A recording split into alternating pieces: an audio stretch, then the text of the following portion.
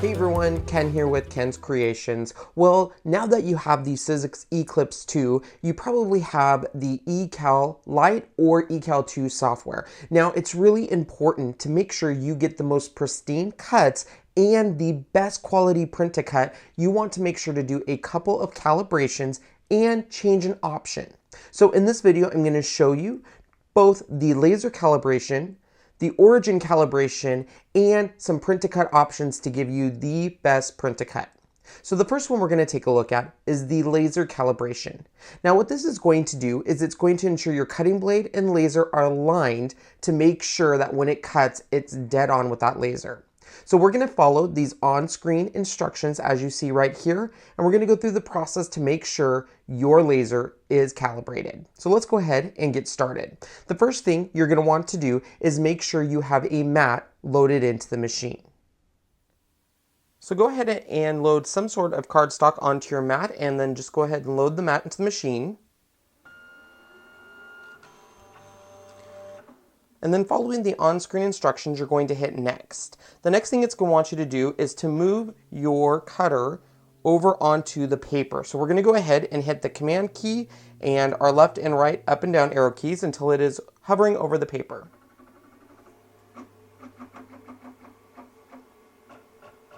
It really doesn't matter where on the paper it's at, but once it's over the paper, you're going to go ahead and hit the little cut button. And what that's going to do is it's going to make a very, very faint crosshair. And now we're going to go ahead and position the laser in the center of that crosshair. Now, if your laser is not on, there is a laser on button that you can follow. This is where you're going to want to hit your command key because that's going to move the laser at a much slower rate. So we're going to go ahead and get it centered right in the middle of the crosshairs. And then once you're finished, you're just going to hit the finish key.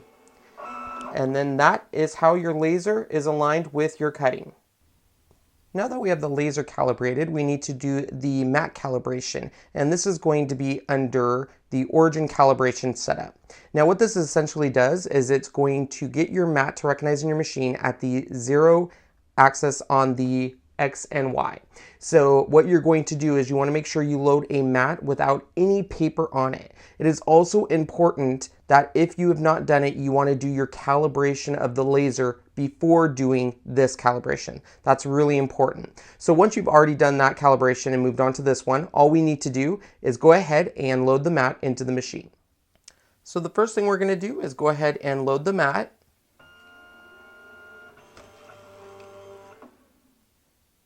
And then we're going to hit the next button, and it's going to automatically bring that laser onto the mat. What we want to do is we want to make sure it is aligned to where it is at this point right here, the 0, 0. So it might have already aligned there, but if not, just hit your command key and your left and right key to make sure it is lined up perfectly.